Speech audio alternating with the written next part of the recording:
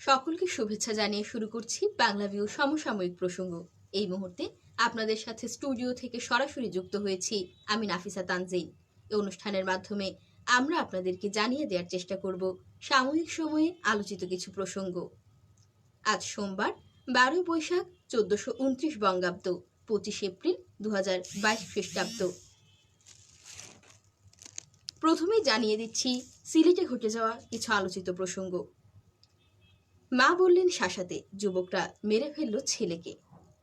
কয়েকদিন ধরে মায়ের সঙ্গে আরমান হোসেনের মনোমালিন্য চলছিল। মা স্বপ্না আক্তারের অভিযোগ, ছেলে তার কথা শোনেন না। বিষয়টি আরমানকে বোঝাতে এলাকার কয়েকজন যুবককে অনুরোধ করেন তিনি। রোববার বেলা 11টার দিকে আরমানের বাড়িতে তার সঙ্গে কথা বলতে যান এলাকার বড় ভাইয়েরা। এ সময় ওই যুবকের সঙ্গে কথা কাটাকাটি হয় আরমানের। এক পর্যায়ে তারা লাঠি দিয়ে আরমানের মাথায় আঘাত করেন। এতে গুরুতর আহত হয় আরমান। পরে স্থানীয় একটি হাসপাতালে নিয়ে গেলে কর্তব্যরত চিকিৎসকরা তাকে মৃত ঘোষণা করেন। সিলেট শহরতলির বিআইডিসি মীরমহল্লা এলাকায় এই ঘটনা ঘটে। নিহত আরমান পাইপের কাজ করতেন। তার বাবার নাম ফিরোজ মিয়া। স্ত্রীর সঙ্গে আরমানের বিচ্ছেদ হয়েছে। পরিবারের বরাত দিয়ে এসব তথ্য জানিয়েছে সিলেট মহানগর শাহপরান থানার পুলিশ। পুলিশ জানায়, আরমানের মায়ের অনুরোধে এলাকার বড় ভাইরা তার সঙ্গে কথা বলতে গিয়েছিলেন। এ সময় কথা কাটাকাটির এক পর্যায়ে ধস্তাধস্তি এবং লাঠি দিয়ে আঘাত করা হয়েছে বলে প্রাথমিকভাবে জানা গিয়েছে। তবে বিষয়টি নিয়ে বিস্তারিত তদন্ত করা হচ্ছে। ওই যুবকদের নাম পরিচয়ও নেওয়া হচ্ছে।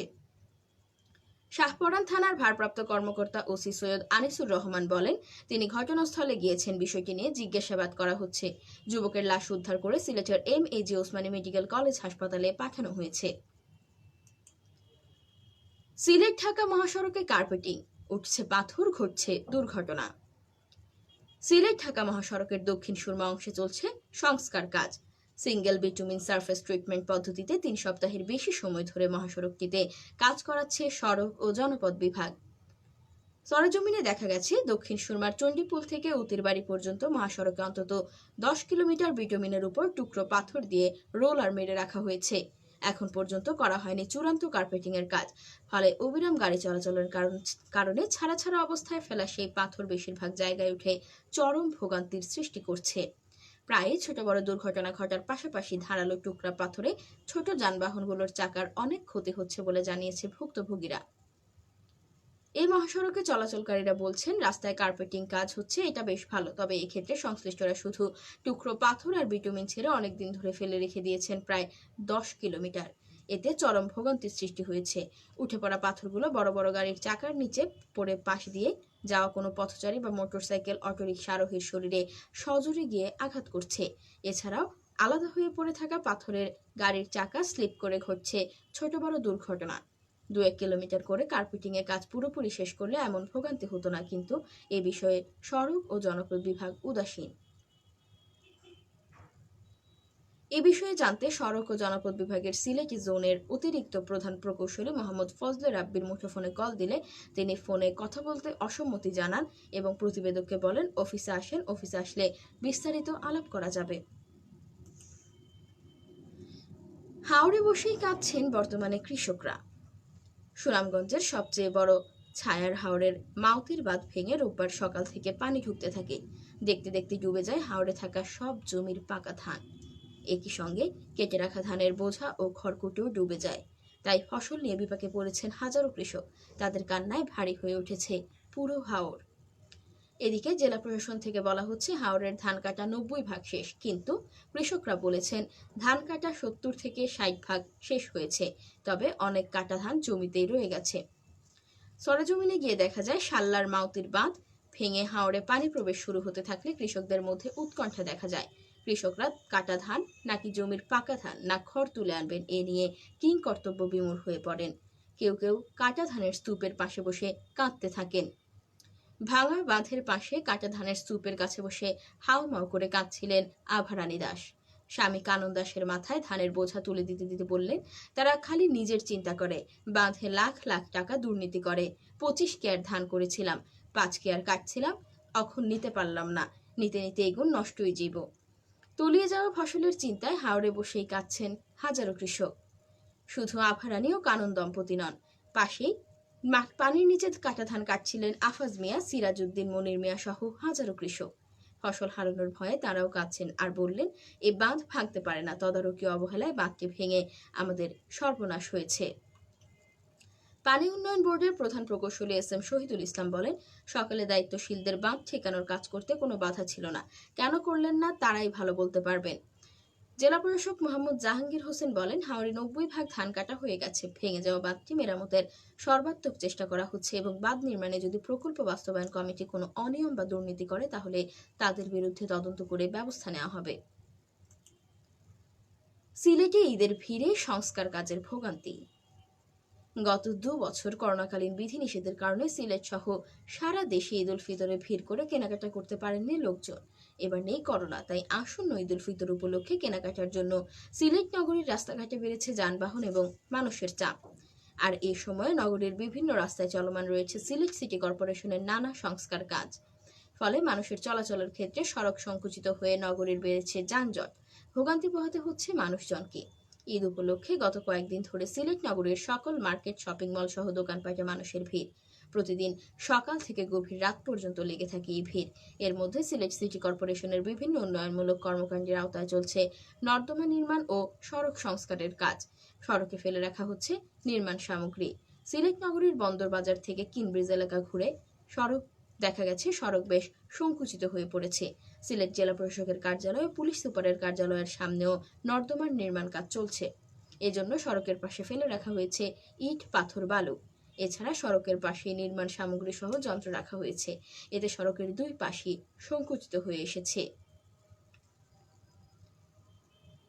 এ বিষয়ে সিলেট সিটি কর্পোরেশনের প্রধান প্রকৌশলী নীর আজিজুর রহমান বলেন, সামনে বৃষ্টির মৌসুম, এছাড়া যারা ঠিকাদারি প্রতিষ্ঠানে শ্রমিকের কাজ করেন ঈদের সময় বাড়িতে ফিরে যাবেন, সেই সময় কাজ 10-15 দিন বন্ধ থাকবে। এই জন্য কাজগুলো এখন করা হচ্ছে। এই কাজের ফলে যানজট কিছুটা বৃদ্ধি পেয়েছে স্বীকার করে তিনি বলেন, কাজ দ্রুত শেষ করার চেষ্টা করা হচ্ছে। আসছি জাতীয় খবরে। 3 দিনের সফরে ঢাকায় পৌঁছেছেন ডেনমার্কের রাজকুমারী। 3 দিনের সফরে ডেনমার্কের রাজকুমারী মেরি এলিজাবেথ ঢাকায় এসে পৌঁছেছেন। সোমবার 25 এপ্রিল সকালে ঢাকায় পৌঁছানোর পরপরই গণভবনে প্রধানমন্ত্রী শেখ হাসিনার সঙ্গে তার সাক্ষাৎ করার কথা। এছাড়া বিকেলে রাজধানীর একটি হোটেলে পররাষ্ট্রমন্ত্রী ডক্টর এ.কে আব্দুল মোমেনের সঙ্গেও দ্বিপাক্ষিক বৈঠক করবেন তিনি। কূটনৈতিক সূত্রে জানা গেছে, মিয়ানমার থেকে বিতাড়িত হয়ে বাংলাদেশে আশ্রিত রোহিঙ্গা ক্যাম্প দেখতে ডেনমার্কের রাজকুমারী কক্সবাজার সফর করবেন। এছাড়া জলবায়ু পরিবর্তনের ফলে ঠিক কী ধরনের প্রভাব বাংলাদেশে পড়ছে তা দেখতে সাতক্ষীরা পরিদর্শনে যাবেন তিনি। সেখান থেকে সুন্দরবন ভ্রমণে যাওয়ার কথাও রয়েছে ডেনমার্কের রাজকুমারীর। আরও জানা গেছে, সুন্দরবন ভ্রমণ মূলত মেরি এলিজাবেথ ডোনাল্ডসনের অভিজ্ঞতাকে সমৃদ্ধ করবে। জলবায়ুর পরিবর্তন সেখানে কি কি ধরনের সংকট তৈরি করছে এবং সেখানকার বাসিন্দাদের জীবনযাত্রাকে কতটা প্রভাবিত করছে সেটি প্রত্যক্ষ করবেন তিনি। 3 দিনের সফর শেষে বুধবার রাতে তুরস্কের ইস্তাম্বুলের উদ্দেশ্যে ঢাকা ত্যাগ করার কথা রয়েছে রাজকুমারী মেরি এলিজাবেথের। 65 বছরের বেশি বয়সীরা হজে যেতে পারবেন না। আন্তর্জাতিক নিয়ম অনুযায়ী 65 বছরের বেশি বয়সীরা হজে যেতে পারবেন না বলে জানিয়েছেন ধর্ম প্রতিমন্ত্রী মোহাম্মদ ফরিদুল হক খান। সোমবার সচিবালয়ে বাংলাদেশ সেক্রেটারিয়েট, রিপোর্টার্স ফোরাম ও ডিজিটাল ফাইন্যান্সিয়াল সার্ভিস নগদ আয়োজিত আলোচনা সভায় এক প্রশ্নের জবাবে এই কথা জানান তিনি। প্রতিমন্ত্রী বলেন, নিবন্ধন থাকলেও যাদের বয়স 65 বছর পার হয়ে গেছে এমন নাগরিকরা হজে যেতে পারছেন না। বিএসআরএফ এর সভাপতি তপন বিশ্বাসের সভাপতিত্বে সাধারণ সম্পাদক মাসুদুল হক সঞ্চালনায় অনুষ্ঠানে বক্তব্য রাখেন ইসলামিক ফাউন্ডেশনের ইমাম প্রশিক্ষণ কেন্দ্রের পরিচালক আনিসুজ্জামান সিকদার, নগদের নির্বাহী পরিচালক আমিনুল হক। করোনার কারণে বিশ্বের অন্যান্য দেশের মতো গত 2 বার বাংলাদেশ থেকে কেউ হজ করতে পারেনি। তবে এবার সংক্রমণ কমে যাওয়ায় তৈরি হচ্ছে হজের সুযোগ। চলতি বছর কোন দেশ থেকে কতজন হজে অংশ নিতে পারবেন সেই কোটাও নির্ধারণ করেছে সৌদির হজ ও ওমরা বিষয়ক মন্ত্রণালয়। এবছর ইন্দোনেশিয়া থেকে সবচেয়ে বেশি মানুষ হজ করার সুযোগ পাবেন। ইন্দোনেশিয়া থেকে 1,51,000 জনকে এবার হজ করার সুযোগ দেওয়া হয়েছে। দ্বিতীয় স্থানে পাকিস্তান থেকে হজ করার সুযোগ পাবেন 81,132 জন। তৃতীয় স্থানে ভারতের 89,237 জন। এদিকে চতুর্থ অবস্থানে থাকা বাংলাদেশ থেকে হজের সুযোগ পাবেন 57,585 জন হজ যাত্রী।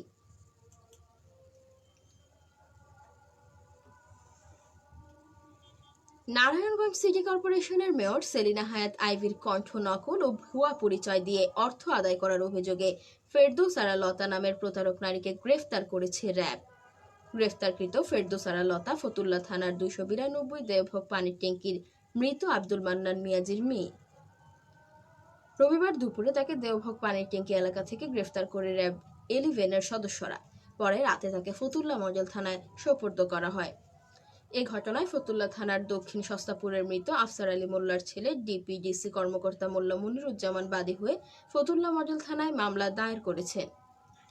মামলা সূত্রে জানায়, গ্রেফতারকৃত ফেরদৌসারা লতা নিজেকে নাসিক মেয়র সেলিনা হায়াত আইভীর কণ্ঠ নকল করে এবং নিজেকে নাসিক মেয়র সেলিনা হায়াত আইভীর পরিচয় বহন করে চলতি মাসের 18 তারিখ রাত 10টার দিকে বাদীকে ফোন করে বলে, আমি সেলিনা হায়াত আইভী বলছি, একজন ব্লাড ক্যান্সারে আক্রান্ত রোগীর জন্য সাহায্যের দরকার। আমি বিভিন্ন জায়গায় মানুষের সাহায্য দিয়ে যাচ্ছি, আমার পাশাপাশি আপনারাও মানুষের সহযোগিতায় এগিয়ে আসেন। এর পরিপ্রেক্ষিতে বাদী 19 তারিখ সকালে নিজ বিকাশ অ্যাকাউন্ট থেকে প্রথম দফায় 5,000 এবং দ্বিতীয় দফায় আরও 5,000 টাকা বিকাশের মাধ্যমে প্রেরণ করেন।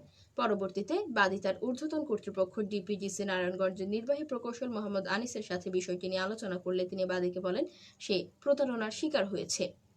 যাকে টাকা পাঠানো হয়েছে সে আসলে প্রকৃত মেয়র নন। এ বিষয়ে র্যাব 11-এর নিকট লিখিত অভিযোগ দায়ের করা হলে রবিবার দুপুরে প্রতারক নারীকে গ্রেফতার করে র্যাব। ফতুল্লা থানার ভারপ্রাপ্ত কর্মকর্তা ওসি রকিবুজ্জামান জানান, রাতে র্যাব 11-এর সদস্যরা প্রতারক নারীকে থানায় সোপর্দ করেছে।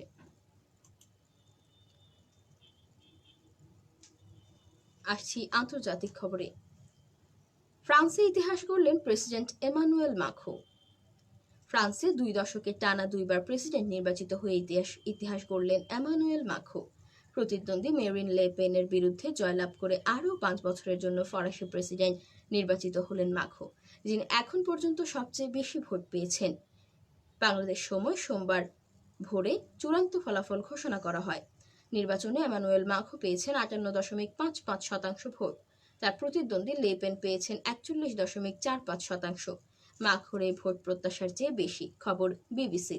ভোট গ্রহণ শেষ হওয়ার পর মধ্যপন্থী নেতা মাখো আইফেল টাওয়ারের পাদদেশে উল্লসিত সমর্থকদের বলেছিলেন, এখন নির্বাচন শেষ হয়ে গেছে, তিনি সকলের প্রেসিডেন্ট হবেন। 2017 সালে দ্বিতীয় দফা ভোটেও মাখোর কাছে পরাজিত হয়েছিলেন উগ্র ডানপন্থী অভিবাসন বিরোধী মেরিন লে পেন। রবিবার দেশটিতে চূড়ান্ত ভোট গ্রহণ অনুষ্ঠিত হয়। প্রথম দফা নির্বাচন শেষে রবিবার চূড়ান্ত ধাপের ভোটে আগামী 5 বছরের জন্য প্রেসিডেন্ট হিসেবে ফের এমানুয়েল মাখোকেই বেছে নিল ফ্রান্সের জনগণ।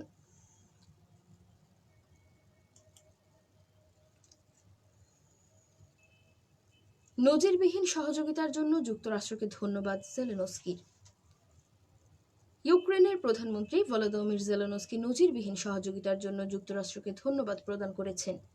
মার্কিন পররাষ্ট্রমন্ত্রী অ্যান্টনি ব্লিনকেন ও প্রতিরক্ষামন্ত্রী লয়েড অস্টিনের সাথে সাক্ষাতের পর জেলেনস্কি এক বিবৃতিতে এই কৃতজ্ঞতা প্রকাশ করেন। বিবৃতিতে বলা হয়, সমগ্র ইউক্রেনের জনগণের পক্ষ থেকে প্রেসিডেন্ট জো বাইডেনকে আমি ব্যক্তিগতভাবে ধন্যবাদ প্রদান করতে চাই।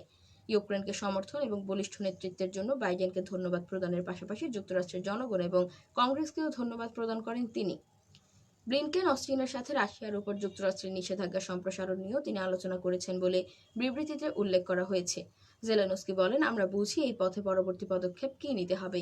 ইউক্রেন অংশীদারদের সমর্থনের উপর নির্ভরশীল বলে প্রাপ্তি স্বীকার করেন তিনি। আসছি রাশিয়া ইউক্রেন প্রসঙ্গে। রাশিয়া ব্যর্থ, ইউক্রেন সফল হচ্ছে, মন্তব্য ব্লিনকেনের।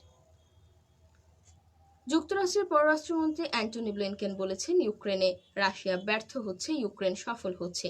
সোমবার ইউক্রেন সফরের পর পোলিশ ইউক্রেন সীমান্তে যুক্তরাষ্ট্রের পররাষ্ট্রমন্ত্রী ব্লিনকেন সাংবাদিকদের কাছে এই মন্তব্য করেন।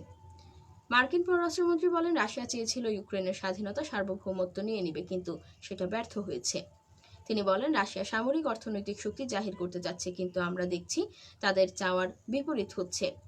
ব্লিনকেন বলেন, আমরা জানি না বাকি যুদ্ধ কি রূপে দেখা হবে, তবে আমরা জানি দৃশ্যপটে সার্বভৌম ইউক্রেন ভ্লাদিমির পুতিনের থেকে অনেক বেশি স্থায়ী হবে। এর আগে রোববার অঘোষিত সফরে ইউক্রেনে যান যুক্তরাষ্ট্রের 2 শীর্ষ কর্মকর্তা অ্যান্টনি ব্লিনকেন ও পররাষ্ট্রমন্ত্রী লয়েড অস্টিন। তারা ইউক্রেনের প্রেসিডেন্ট ভলোদিমির জেলেনস্কির সঙ্গে সাক্ষাৎ করে সামরিক সহায়তার আশ্বাস দেন। শেষ করছি আবহাওয়ার খবর দিয়ে। সিলেটে আবারও বৃষ্টির সম্ভাবনা। দেশের ভিন্ন অঞ্চলের উপর দিয়ে মৃদু থেকে তীব্র তাপপ্রবাহ বয়ে সিলেটে বৃষ্টির পূর্বাভাস দিয়েছে আবহাওয়া অধিদপ্তর। সিলেট অঞ্চলে বৃষ্টিপাত ও অন্যান্য স্থানে চলমান তাপপ্রবাহ কয়েকদিন অব্যাহত থাকতে পারে বলে জানিয়েছে সংস্থাটি। সোমবার 25 এপ্রিল বাংলাদেশ আবহাওয়া অধিদপ্তর থেকে এক সংবাদ বিজ্ঞপ্তির মাধ্যমে তথ্য জানানো হয়েছে। পরবর্তী 24 ঘন্টার আবহাওয়ার পূর্বাভাসে জানানো হয়েছে, পশ্চিমা লঘুচাপের বর্ধিতাংশ হিমালয়ের পাদদেশীয় পশ্চিমবঙ্গ এবং তৎসংলগ্ন এলাকায় অবস্থান করছে।